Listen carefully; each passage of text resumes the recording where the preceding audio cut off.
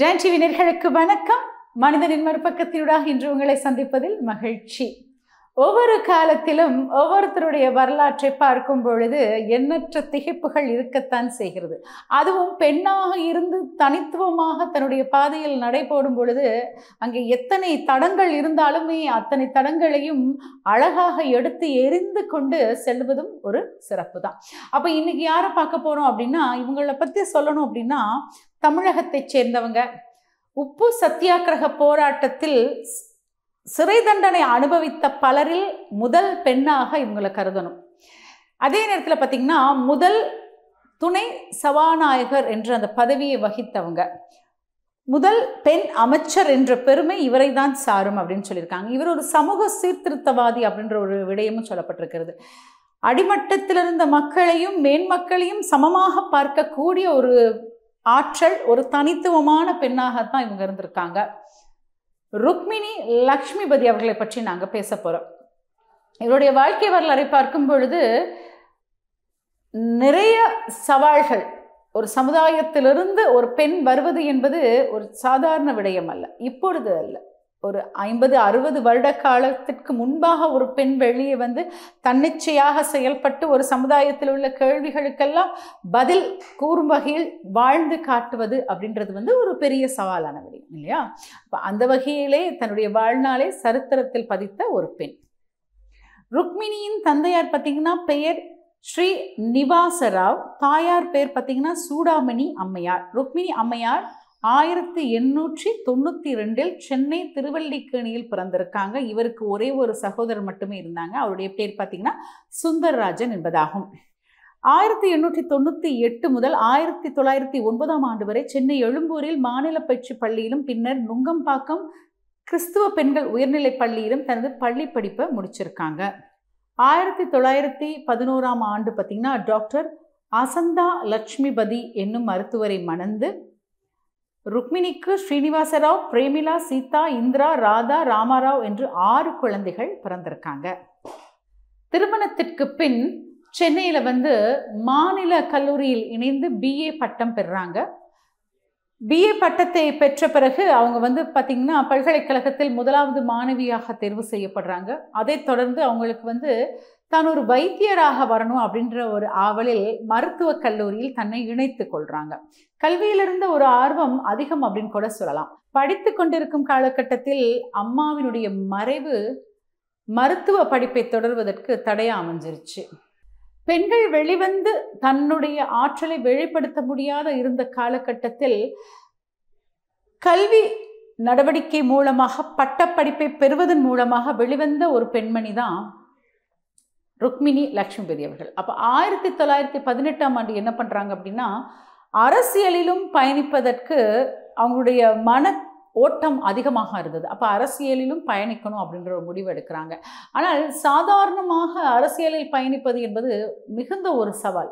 என்ன ஒரு காரணம் அப்படின்னா, அந்த காலகட்டம் என்பது ஆங்கிலேயர்களுடைய ஆட்சியில் இந்தியா உட்பட்டிருந்த ஒரு காலகட்டம். கீழைத்தைய நாடுகள் எல்லாமே ஆங்கிலேயருடைய ஆட்சியில் இருந்தது.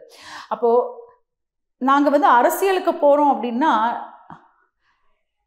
அங்கே இருக்கும் மக்களாலும் கேள்வி கேட்கப்படும், அந்நியர்களாலும் அந்த கேள்வி அதிகமாக எழுப்பப்படும். அப்போ இந்த ஒரு விடயத்தில் வந்து தான் சரியாக அதற்கு பதில் கொடுக்கும் வகையில் தான் அவங்களுடைய ஆற்றுமை ஆளுமை இருக்கணும். இதற்கு எல்லாம் துணிந்தவராகத்தான் ருக்மிணி அவர்கள் காட்சிப்படுத்தப்பட்டாங்க.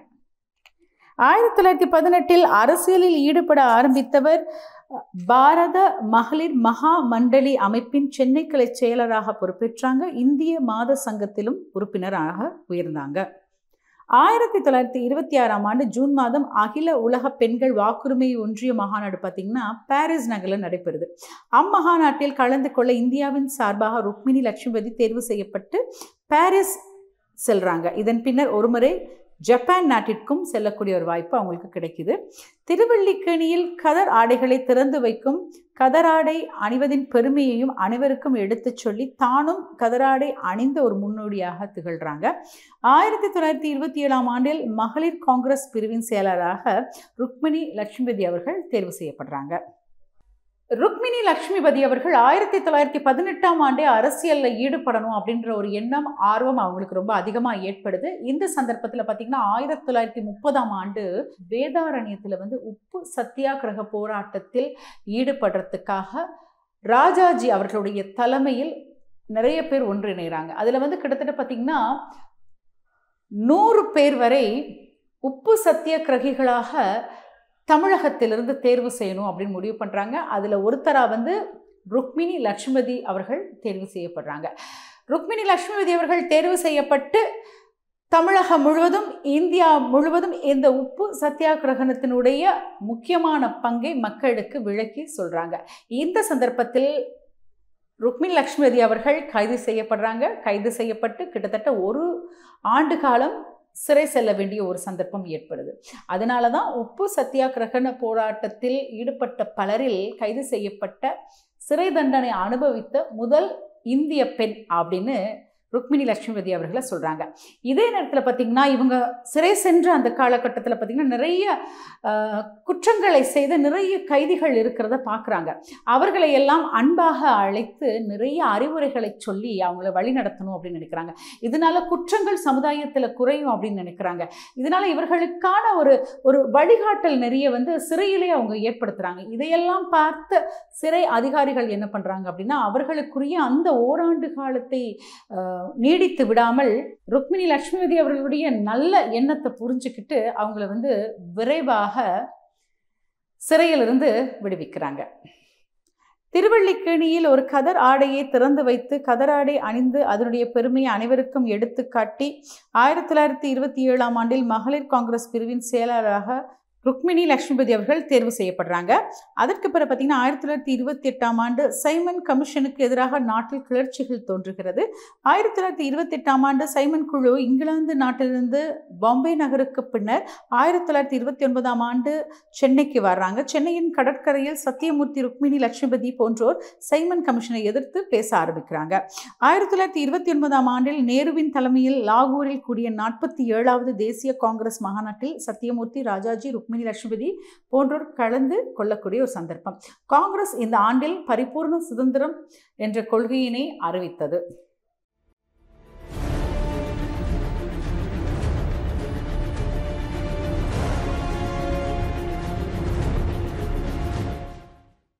ருக்மிணி லட்சுமிபதியினுடைய காலகட்டத்தில் 1931ஆம் ஆண்டு பார்த்தீங்கன்னா மதுரையிலும் ஒரு பெரிய அளவு ஒரு மகாநாடு ஏற்பாடு செய்யப்பட்டிருந்தது. அப்போ இதற்காக பாம்பேயில் இருக்கும் காங்கிரஸினுடைய ஒரு தலைவர் அந்த விழாவுக்கு சிறப்பு உரையாற்றுவதற்காக வர இருந்தாங்க. ஆனால் அவர் ஏதோ ஒரு காரணத்தினால் அவரால் அங்கே வர முடியாத ஒரு சூழ்நிலை ஏற்பட உடனடியே எல்லாம் என்ன சொல்கிறாங்க அப்படின்னா ருக்மிணி லட்சுமிபதி அவர்களை தலைமை தாங்க வைக்கிறாங்க. அப்போ அவர்களுடைய குறிக்கோள் என்ன அப்படின்னா இந்த கதர் ஆடைகளை மக்கள் அணிய வேண்டும், வெளிநாட்டு ஆடைகளை முற்று முழுவதுமாக தவிர்க்கணும் அப்படின்ற ஒரு கண்ணோட்டத்தின் அடிப்படையிலே அங்கே ஒரு முழுமையான ஒரு உரையாற்றப்படுகிறது. அதற்கு எதிராகவும் பல நடவடிக்கைகளில் ஈடுபடுறாங்க. அதற்கு பிறகும் சிறப்பாக ஒரு போராட்டம் இடம்பெறுகிறது. அதாவது மதுக்கடைகளுக்கு முன்பாக இருந்து இந்த மதுக்கடைகள் மூலமாக மக்களுக்கு என்னென்ன கெடுதல்கள் அப்படின்ற ஒரு எண்ணத்தில் அங்கேயும் ஒரு ஆர்ப்பாட்டம் ஏற்பாடு செய்யப்பட்டிருக்கிறது. ருக்மிணி லட்சுமிபதி அவர்கள் 1932ஆம் ஆண்டு அந்நிய துணிகளுக்கு எதிராக பகிஷ்கரிப்பில் ஈடுபடுறாங்க. இதனால் பல போராட்டங்கள் செய்யப்படுகிறது. அந்நிய துணிகளை விற்கும் கடைகளுக்கு முன்பாக அதை வாங்குவதற்கு ஒரு தவிர்ப்பு நடவடிக்கையில் ஈடுபடணும் அப்படின்றாங்க. எல்லாரும் கதர் ஆடைகளை அணியணும் அப்படின்றாங்க. அப்போ இது ஒரு மாபெரும் ஒரு போராட்டமாக உருவெடுக்கிறது.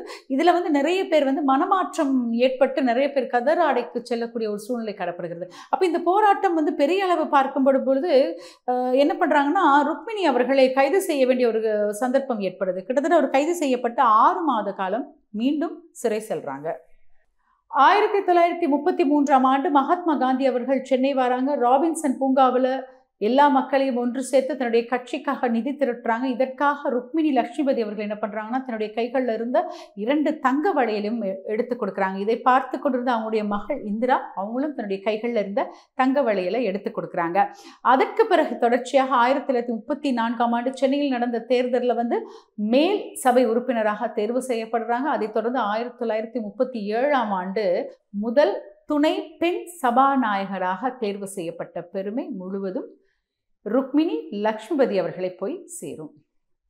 1936ஆம் ஆண்டு சென்னை மாநகராட்சியில் தேர்வில் சென்னை புதுப்பேட்டையில் நின்று சுந்தர்ராவ் நாயுடு அவர்களை எதிர்த்து போட்டியிடுறாங்க. அந்த போட்டியில் வெற்றி பெறுறாங்க. ருக்மிணி அவர்கள் 1936 தொடக்கம் 1947 வரை சென்னை மாநகராட்சியின் உறுப்பினராக மிகுந்த சிறப்பாக பணியாற்றக்கூடிய ஒரு காலகட்டம். தீரா சத்தியமூர்த்தி சென்னை மாநகராட்சியின் மேயராக 1939ஆம் ஆண்டு மற்றும் 1940ஆம் ஆண்டுகளில் தேர்வு செய்யப்படுறாங்க. சத்தியமூர்த்தி அவர்கள் மேயராக இருந்த காலகட்டத்தில் அவரது முயற்சியில் பூண்டியில் நீர்த்தேக்கம் அமைக்கப்பட்டது. இது மட்டுமின்றி சென்னை தூய்மையாக அமைத்துக்கொள்ள ஒரு திட்டத்தையும் ஆரம்பித்து அதை வெற்றிகரமாகவும் தீரர் அவர்கள் சத்தியமூர்த்தி அவர்கள் செய்து கொடுக்குறாங்க. இத்தகைய நல்ல செயல்களை செய்த தீர சத்தியமூர்த்தி ருக்மிணி அம்மையார் வெகுவாக பாராட்டினாங்க அப்படின்னு குறிப்பிடக்கூடிய ஒரு விடயம். ருக்மிணி லட்சுமிபதி அவர்கள் அரசியலில் பணியாற்றி கொண்டிருக்கும் பொழுது அவங்களுக்கு சுகாதாரத்தில் அதிகமான ஒரு ஆர்வம் இருந்தது. அதாவது எப்பொழுதுமே சுத்தமாக இருக்க வேண்டும், தன்னுடைய சூழல் தான் வாழும் அந்த பகுதி மிகுந்த சுத்தமாக இருக்கணும் அப்படின்ற ஒரு முயற்சி அவங்க மேற்கொண்டதாகவும் சொல்லப்பட்டிருக்கு. அதனால தூய்மை பணியாளர்களை எப்பொழுதும் சொல்லுவாங்களாம், கொஞ்சம் காலை வேளையிலே வந்தால் அந்த இடமே தூய்மையாக இருப்பதற்கு மிகுந்த ஒரு வரவேற்கக்கூடிய விடயமாக இருக்கும். ஏன்னா அவர்கள் வெகுவாக எவ்வளவு சீக்கிரம் அங்கே வேலைக்கு வராங்களோ அதற்கு அடிப்படையில் அந்த இடம் ரொம்ப தூய்மையாக மாற்றப்படும். ஆனால் அவர்கள் மிகுந்த காலதாமதமாக வரக்கூடிய ஒரு சூழலை அவங்க பார்க்குறாங்க. அதனால அதிகமான குப்பைகள் நிறைந்து அந்த இடமே மாசற்ற ஒரு சூழ்நிலை ஏற்படுறத ருக்மிணி அவர்கள் பார்க்குறாங்க. அவங்க சொல்லி சொல்லி பார்க்குறாங்க, அது யாருமே கேட்குற மாதிரி இல்லை. அப்போ அவங்க ஒரு முடிவு எடுக்கிறாங்க. தன்னுடைய வீட்டிலிருந்து ஒரு துடப்பத்தையும் ஒரு பையையும் எடுத்துக்கிட்டு அவங்களே என்ன பண்ணுறாங்க, பாதைக்கு போய் துப்புரவு செய்ய ஆரம்பிக்கிறாங்க. இதை பார்த்து கொண்டிருந்த அக்கம் பக்கத்து பெண்கள் எல்லாம் திரண்டு அவங்களும் அந்த வேலையை செய்ய முயற்சிக்கிறாங்க. அவங்க என்ன சொல்கிறாங்கன்னா, ருக்மிணி லட்சுமிபதி அவர்களுடைய அந்த பதவி, அவர்கள் இருந்த இடம் இது பெரிய இடமாக இருந்ததுனால நீங்கள் இந்த வேலையை செய்யாதீங்க அப்படின்னு சொல்ல சொல்ல கேட்காம ருக்மிணி அவர்கள் தானே களத்தில் இறங்கி அந்த இடத்த சுத்தம் பண்ணணும்னு முடிவு செய்துட்டாங்க. இதையெல்லாம் கேள்விப்பட்ட தூய்மை பணியாளர்கள் ரொம்ப மனதளவில் மிகுந்த வேதனையுடன் இனிமேல் நாங்கள் இப்படி வேலைக்கு சரியான நேரத்தில் வருவோம், நாளையிலிருந்து காலை வேளையிலே எங்களுடைய வேலையை சரியாக பார்ப்போம் என்ற உறுதிமொழியை சொன்னதாகவும் சொல்லப்பட்டிருக்கு. 1939ஆம் ஆண்டு 2ஆம் உலகப் போர் நடந்து கொண்டிருந்த காலகட்டம். அப்போ என்ன பண்ணாங்கன்னா, ஆங்கிலேயர்கள் எல்லாம் இந்தியாவில் உள்ள தலைவர்களிடத்திலே கேட்காமல் அங்கே இருக்கும் மக்களை எல்லாம் இந்த போர்க்களத்திற்கு அனுப்பணும் அப்படின்ற ஒரு முடிவு எடுக்கிறாங்க. ஆனால் அங்கே இருக்கும் தலைவர்களுக்கு அதில் ஈடுபாடு இல்லை. தங்கள் மக்களை அப்படியெல்லாம் அனுப்பி கஷ்டப்படுத்துவதற்கு விருப்பம் இல்லை. அப்பொழுது மகாத்மா காந்தி அவர்கள் முடிவெடுக்கிறாங்க, தனி மனித சத்தியாகிரக போராட்டத்தில் ஈடுபடணும், ஒவ்வொரு மனிதனும் தனியாக செயல்படணும் அப்படின்னு ஒரு முடிவெடுக்கிறாங்க. இந்த தனி மனித சத்தியாகிரக போராட்டத்தினுடைய நிகழ்வை கேட்ட உடனே ருக்மிணி லட்சுமிபதி அவர்களும் இந்த போராட்டத்தில் ஈடுபடுறாங்க. இதையெல்லாம் கேட்ட அந்நியர்கள் என்ன பண்ணுறாங்கன்னா, ருக்மிணி அவர்களை கைது செய்து மீண்டும் சிறையில் அடைக்கிறாங்க. ஆனாலும் தொடர்ச்சியாக தன்னுடைய போராட்டத்தை அவர் கைவிடுவதாகவும் இல்லை. இந்த காலகட்டத்தில் 1942 தொடக்கம் 45 வரை தமிழகத்தின் காங்கிரஸ் கமிட்டியினுடைய துணைத் தலைவராக ருக்மிணி லட்சுமிபதி அவர்கள் செயலாற்றினாங்க. 1946 நடைபெற்ற சட்டமன்ற தேர்தலில் சென்னை நகர் மகளிருக்கான பொது தொகுதியிலிருந்து ருக்மிணி லட்சுமிபதி அவர்கள் போட்டியின்றி தேர்வு செய்யப்படுறாங்க.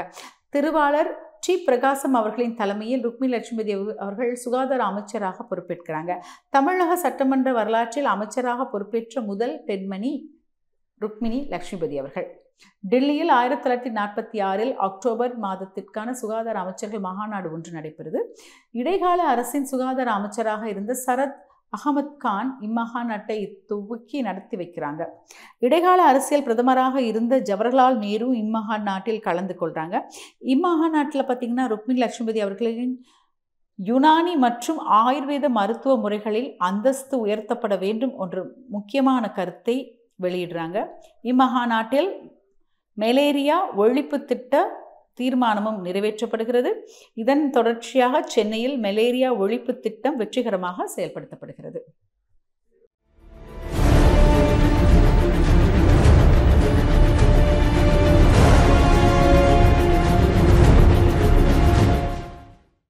ருக்மிணி லட்சுமிபதி அவர்கள் அமைச்சராக இருந்த காலகட்டத்தில், சுகாதார அமைச்சராக இருந்த காலகட்டத்தில் என்ன நடக்குது அப்படின்னா, 2 மருத்துவக் கல்லூரிகள் தான் இருக்குது. அதாவது சென்னையிலும் விசாகப்பட்டினத்திலும்.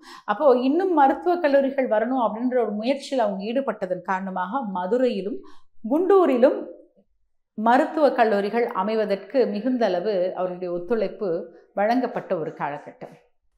1947ஆம் ஆண்டு அமைச்சரவை கலைக்கப்பட்டவுடன் ருக்மிணி லட்சுமிபதி அவர்கள் அவருடைய பதவியை ராஜினாமா பண்ணுறாங்க. அதற்கு பிறகு பார்த்திங்கன்னா நீரிழிவு நோயினால் அதிகமாக பாதிக்கப்படுறாங்க. அப்போது பல கூட்டத்தில் பல மகாநாடுகளில் பங்கு பெற்றுவதற்கு சிரமமாக இருந்த பொழுதும் மக்களுக்கான சேவையை வழங்கணும் அப்படின்னு முன்னோடியாக திகழ்கிறாங்க. இதனால் எந்த ஒரு சந்தர்ப்பத்தில் எங்கே ஒரு மகாநாடு எங்கே ஒரு போராட்டம் ஈடுபட்டாலுமே அதில் தன் பங்கு பெற்றுவதையும் அதில் முக்கியமான ஒரு விடயத்தை முன்வைப்பதிலும் எப்பொழுதும் அவர்கள் தயங்கியதே கிடையாது. மிஸ் மியூரியஸ் லிஸ்டர் என்ற ஒரு பெண்மணி ஏழைகளுக்கு மிகுந்த அளவு உதவி செய்து வாழ்ந்து வந்தாங்க. ஒரு நல்ல சமூக சேவையாகவும் திகழ்ந்தாங்க. லிஸ்டர் 1925ஆம் ஆண்டு காந்தி அவர்களை சந்திக்கணும் அப்படின்னு நினைக்கிறாங்க. அப்பொழுது அவங்க சந்திக்கக்கூடிய ஒரு வாய்ப்பு கிடைக்கிறது. தன்னுடைய குருவாக கூட மகாத்மா காந்தி அவர்களை ஏற்றுக்கொள்கிறாங்க. மகாத்மா காந்தி அவர்கள் லண்டனில் நடைபெற்ற வட்ட மேஜை மகாநாட்டிற்கு சென்ற போது லிஸ்டரின் அழைப்பு ஏற்று அவரது இடத்தில் தங்கி லிஸ்டருக்கு பெருமை சேர்த்தார் என்பதும் சொல்லப்பட்டிருக்கிறது. இத்தகைய பெருமைகள் வாய்ந்த பெண்மணியான மிஸ் யூரியஸ் லிஸ்டர் ஒருமுறை சென்னைக்கு வந்திருந்தாங்க. அவரை ருக்மிணி அம்மையார் அவர்கள் வரவேற்றாங்க. தான் திருவல்லிக்கேணியில் திறந்து வைத்த காதி வஸ்திராலயத்திற்கு அழைத்து சென்று அங்கிருந்து கதர்ப்புடவையில் தனது மனதுக்கு பிடித்த விடயத்தை லிஸ்டர் அவர்கள் வெளியிட்டிருக்காங்க. லிஸ்டர் அம்மையார் அவர்கள் நிறைய கதர்ப்புடவைகளை வாங்கினார்கள் என்பதும் சொல்லப்பட்டிருக்கிறது. ஆனால் அவரிடம் போதிய பணம் இல்லை. இதை அந்த அம்மையார் குறையாக தெரிவித்தார். ருக்மிணி அம்மையார் உடனே ஒரு கடை சிப்பந்தியை அழைத்து நிறைய புடவைகளை பார்சல் செய்ய சொல்லி அதை மிஸ் லிஸ்டர் அம்மையாருக்கு அன்பளிப்பாக வழங்கியதாகவும் சொல்லப்பட்டிருக்கிறது. ருக்மிணி லட்சுமிபதி அவர்கள் லிஸ்டர் அம்மையாருக்கு சொன்ன விடயம் என்னன்னா, லண்டனுக்கு வந்திருக்கும் பொழுது மகாத்மா காந்தி அவர்களை எவ்வளவு அன்பாக நீங்கள் உபசரிச்சிங்க, அதே மாதிரி தமிழகத்திற்கு வந்திருக்கும் உங்களை அன்பாக நாங்கள் உபசரிக்கணும் அப்படின்னு சந்தோஷமாக கதர் புடவைகளை அன்பாக கொடுத்த ஒரு சந்தர்ப்பமும் ஞாபகப்படுத்தக்கூடிய அளவிலே அமைந்திருக்கிறது. ருக்மிணி லட்சுமிபதி அவர்கள் சிறந்த வீணை கலைஞர் அப்படின்னு சொல்லணும். ஏன்னா சிறப்பாக வீணை வாசிக்கக்கூடிய ஆற்றல் அவங்க கிட்ட இருந்தது. அப்போது சென்னை வானொலியில் சிறப்பாக வீணை கச்சேரிகளை நடத்தியதாகவும் அந்த காலகட்டத்தில் சொல்லப்பட்டிருக்கிறது. அதற்கு பிறகு பார்த்திங்கன்னா அவங்களுக்கு வாய்ப்பாட்டிலும் அதிக ஒரு ஆர்வம் இருந்தது. அதனால் இது சம்பந்தமாக பலரிடத்திலே முறையாக கற்றுக்கொண்டு தன்னுடைய ஆற்றலையும் ஆளுமையும் வெளிப்படுத்திய ஒரு காலகட்டம். ஒரு தடவை லட்சுமிபதி அவர்களும் கோதை நாயகி அவர்களும் திருநெல்வேலியில் நடைபெறும் காங்கிரஸ் மகாநாட்டுக்கு போயிட்டு இருக்காங்க. போய்கிட்டு இருக்கும் பொழுது தேசபக்தி பாடல்களை பாடிய வண்ணம் பயணித்துட்டு இருக்காங்க. அப்போ அவங்களுக்கு ஒரு வண்டி ஓட்டுநர், ஒரு டிரைவர் புதுசாக நியமிக்கப்படுறாங்க. அவர் வண்டியை ஓட்டிட்டு போறாரு. இவங்க தேசபக்தி பாடலை பாடிட்டு இருக்காங்க. அப்போ குறிப்பிட்ட தூரம் சென்று கொண்டிருக்கும் பொழுது என்ன நடக்குது அப்படின்னா, அந்த வண்டியை உடனடியாக அந்த டிரைவர் நிறுத்திடுறாங்க. நிறுத்திட்டு இந்த வண்டி இதற்கு மேலே ஓடாது, இது என்னால் இந்த வண்டியை ஓட்ட முடியாது அப்படின்னு சொல்லிட்டு அந்த இடத்த விட்டு ஓடிடுறாங்க. அப்போ இவர்களுக்கு ஒன்றுமே புரியவில்லை. திருநெல்வேலிக்கு போகணும், கூட்டம் இருக்கிறது, எப்படி போகிறது அப்படின்னு தெரியல அப்படின்னு நினைக்கும் பொழுது அங்கே ஒரு தொண்டர் மூலமாக வேறு ஒரு காரில் அவங்க பயணிக்கிறாங்க. அதற்கு பிறகு கொஞ்ச நாளைக்கு பிறகு அந்த டிரைவர் தலைமறைவாக இருக்கார். அவர் வெளியில் வராரு. வெளியில் ருக்மிணி அவர்களை சந்திக்கிறாங்க. சந்தித்து மன்னிப்பு கேட்குறாங்க. அப்போ ருக்மிணி அவர்கள் கேட்குறாங்க, நாங்கள் திருநெல்வேலிக்கு போயிட்டு இருந்தோம், நீங்கள் நடுவுலேயே அப்படி நிப்பாட்டிட்டு ஓடி போயிட்டீங்க, என்ன காரணத்துக்கு அப்படின்னு கேட்குறாங்க. அப்போ அவர் என்ன சொல்கிறாருன்னா, என்னை மன்னிச்சிருங்க, என்னை உங்கள் இருவரையும் கொலை செய்ய சொல்லி தான் என்னை அனுப்பியிருந்தாங்க. ஆனால் எனக்கு மனசு கேட்கல, அதனால தான் நான் வண்டியை அப்படியே நிறுத்திட்டு அந்த இடத்த விட்டு போயிட்டேன் அப்படின்னு சொல்லும் பொழுது, ஏன் நீங்கள் வண்டியை அப்படி நிறுத்திட்டு போனீங்க அப்படின்னு கேட்கும் பொழுது, நீங்கள் பாடிய தேசபக்தி பாடல்கள் என்னுடைய மனதை மாற்றி விட்டது. அதை கேட்ட பிறகு எனக்குள் இருந்த அந்த கெட்ட எண்ணம் நீங்கி விட்டது. அதனால தான் உங்களை அப்படியே நான் எதுவுமே சொல்லாமல் அந்த இடத்துலயே விட்டுட்டு போயிட்டேன் அப்படின்னு அந்த டிரைவர் மன்னிப்பு கேட்குறாரு. ஒரு தேசபக்தி பாடல் மூலமாக மனமாற்றத்தை ஏற்படுத்த முடியுமா அப்படின்றது ருக்மிணி அவர்களும் கோதை நாயகி அவர்களும் நிரூபிச்சிருந்தாங்க. ருக்மிணி லட்சுமிபதி அவர்கள் நேரம் தவறாமை அப்படின்ற ஒரு முக்கியமான விடயம் இருக்கு இல்லையா? அந்த நேரம் என்பது எவ்வளவு முக்கியம், அந்த நேரத்திற்கு நாங்கள் முக்கியத்துவம் கொடுப்பதன் மூலம் எங்களுடைய கடமையும் செயலையும் எப்படி நாங்கள் ஆற்ற முடியும் அப்படின்ற ஒரு வெளிப்பாடு இருக்கு இல்லையா? அதையெல்லாம் சிறப்பாக செய்தவங்க.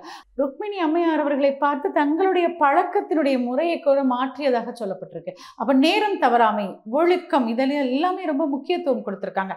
அதுக்கப்புறம் பார்த்தீங்கன்னா ருக்மிணி லட்சுமிபதி அவர்கள் தான் உயர்ந்த பதவியில் இருந்தாலும் தான் உயர்மட்ட இருந்தாலும் எல்லாவருடன் சிறப்பாக பழகக்கூடியவர். யாரையுமே இனம், மதம், மொழி என்ற ரீதியிலே பிரித்து பார்க்கக்கூடியவர் அல்ல. எல்லாரிடத்திலும் அன்பா பழகுவாங்க. தன் வீட்டில் கூட பார்த்தீங்கன்னா கஷ்டத்தோடு இருக்கவங்களும் சிரமப்படுபவர்களையும் தன் வீட்டில் வேலைக்கு அமர்த்தி கொள்வாங்க. அந்த அளவுக்கு யாரையுமே பாகுபாடு இல்லாமல் பார்க்கக்கூடியவங்க. அதனால தான் சமூக சீர்திருத்தவாதி அப்படின்னு அவங்க சொல்லுவாங்க. அவங்க எல்லா மொழிகளையும் சிறப்பாக பேசக்கூடியவங்க. லத்தீன், பிரெஞ்சு, உருது இது எல்லாமே சிறப்பாக பேசக்கூடியவங்க. அதுவும் இந்தி மொழியை சிறப்பாக பேசி அதே நேரத்தில் ஆங்கில மொழியும் சிறப்பாக பேசக்கூடிய ஒரு தனி சிறப்பு மிக்க ஒரு பெண் அப்படின்னு சொல்லலாம். தன்னுடைய வாழ்நாளில் தனக்கு கிடைத்த காலத்தை பொற்காலமாகவும் எத்தனை சோதனைகள் இருந்தாலும் அதையெல்லாம் தாண்டி துணிந்த மனதோடு சிறை சென்று இருந்தாலுமே மீண்டு துணிச்சலாக பல நடவடிக்கையில் ஈடுபட்ட ஒரு வீர பெண்மணி அப்படின்னு தான் சொல்லணும். ருக்மிணி லட்சுமிபதியின் சேவைகளை கௌரவிக்கும் வகையில் சென்னை எழும்பூரில் உள்ள மார்ஷல் சாலையின் பெயர் 1991 ருக்மிணி லட்சுமிபதி சாலை என்று பெயர் மாற்றி அமைக்கப்பட்டது. ருக்மிணி லட்சுமிபதி அவர்களுக்கு ஒரு நீண்ட நாள் ஆசை என்ன அப்படின்னா, தான் இறந்தால் ஆகஸ்ட் 15 இறக்க வேண்டும் அல்லது ஆகஸ்ட் மாதத்தில் இறக்கணும் அப்படின்னு. ஏன் அப்படின்னா இந்தியா சுதந்திரம் வாங்கிய ஒரு நாள் அல்லது சுதந்திரம் வாங்கிய அந்த மாதம் இதில் தான் தன்னுடைய மரணம் இடம்பெறணும் அப்படின்ற எண்ணம் அவர்களுக்கு இருந்ததாக சொல்லப்பட்டிருக்கிறது. 1951 ஆகஸ்ட் 6 எழும்பூரில் உள்ள அவருடைய இல்லத்தில் இந்த மண்ணுலகத்தை விட்டு விண்ணுலகம் பயணமானார். சமூக சீர்திருத்தவாதியாகவும் சமுதாயத்தில் பெண்களுக்கான பிரச்சனைகளை பேசக்கூடியவராகவும் முதல் துணை சபாநாயகராக அதே நேரத்தில் பல போராட்டங்களில் சிறை சென்ற ஒரு பெண்மணி, அதுவும் முதலாவது பெண்மணி. இப்படியெல்லாம் ஒரு பெருமை மிக்க ஒரு பெண்மணியாக வாழ்ந்து சரித்திரத்தில் இடம் பிடித்தவர் தான் ருக்மிணி லட்சுமிபதி அவர்கள். மீண்டும் மற்றொரு நிகழ்ச்சி அனைவரையும் சந்திக்கும் வரை விடைபெற்றுக் கொள்ளும் நான் கவிதா ராம்குமார். நன்றி, வணக்கம்.